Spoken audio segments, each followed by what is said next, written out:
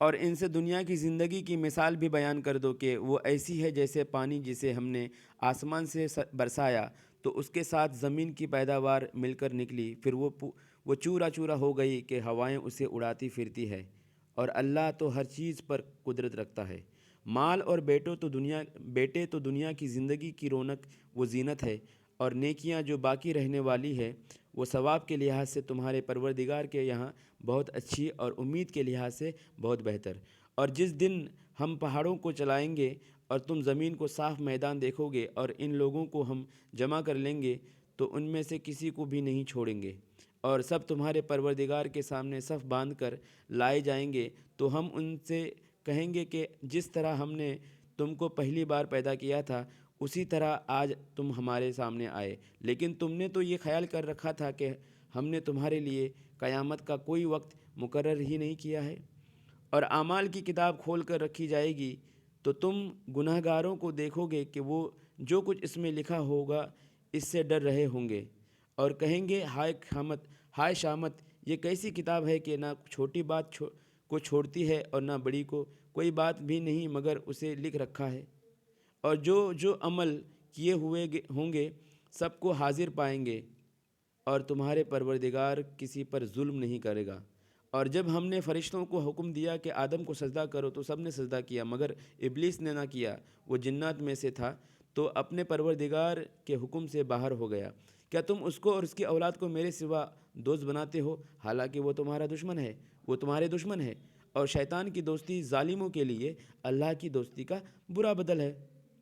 میں نے ان کو نہ تو آسمان اور زمین کے پیدا کرنے کے وقت بلایا تھا اور نہ خود ان کے پیدا کرنے کے وقت، اور میں ایسا نہ تھا کہ مگر گمراہ کرنے والوں کو مددگار بناتا۔ اور جس دن اللہ فرمائے گا کہ اب میرے شریکوں کو جن کی نسبت تم معبود ہونے کا گمان کر رکھتے تھے بلاؤ، تو وہ ان کو بلائیں گے مگر وہ ان کو کچھ جواب نہ دیں گے، اور ہم ان کے درمیان ہلاکت کی ایک جگہ بنا دیں گے۔ اور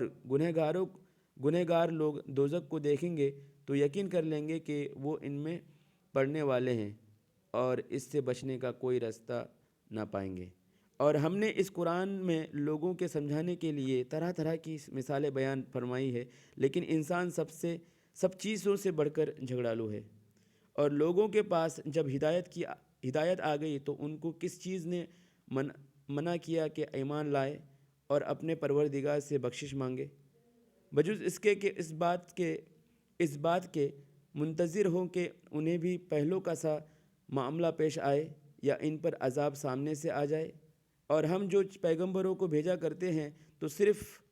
اس لیے کہ لوگوں کو اللہ کی نعمتوں کی خوشخبری اور سنائے اور عذاب سے ڈرائے، اور جو کافر ہے وہ باطل کی مدد سے جھگڑا کرتے ہیں تاکہ اس سے حق کو فیصلہ دے، اور انہوں نے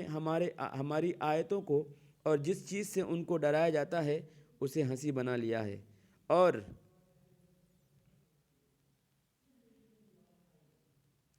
اور اس سے بڑھ کر ظالم کون، جس کو اس کے پروردگار کی آیت کے ذریعے سمجھایا گیا تو اس نے ان سے منہ پھیر لیا، اور جو اعمال وہ آگے کر چکا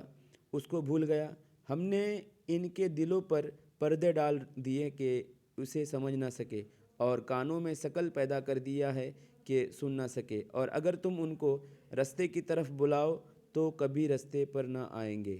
اور تمہارا پروردگار بخشنے والا صاحب رحمت ہے، اگر وہ ان کے کرتوتوں پر ان کو پکڑنے لگے تو ان پر جھٹ سے عذاب بھیج دے، مگر ان کے لیے ایک وقت مقرر کر رکھا ہے کہ اس کے عذاب سے کوئی پناہ کی جگہ نہ پائیں گے۔ اور یہ بستیاں جو ویران پڑی ہے، جب انہوں نے کفر کر کے ظلم کیا تو ہم نے